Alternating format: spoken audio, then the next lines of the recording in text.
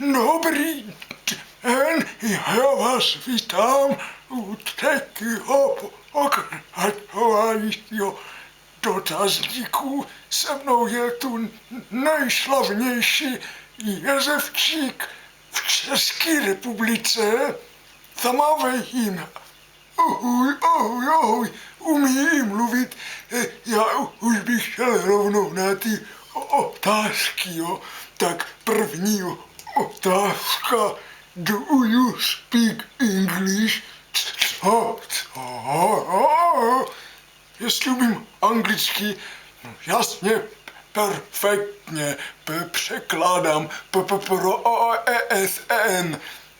Druhá otázka, jak často máš vycházky? No, já jsem na samotce a na izolačce a když brnkne tady ten jezevčík, tak mě pustí na vycházky, že jo, brácha? Jasná, brácho. Další otázka, jak to děláš, že jsi takový frajer?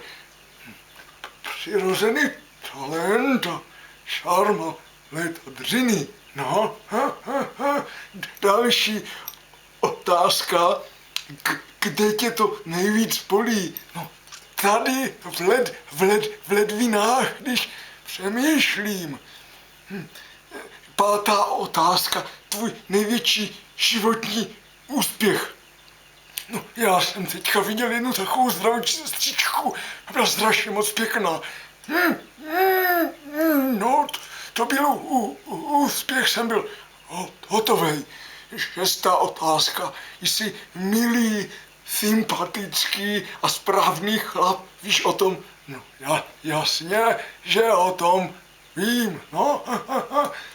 Sedmá otázka, nosíš tanga? Nosím, opačně, jako tak to nosí správní frajeři a bouchači, ale když to vytáhnu, tak to řeže do zadku, je to nepříjemný.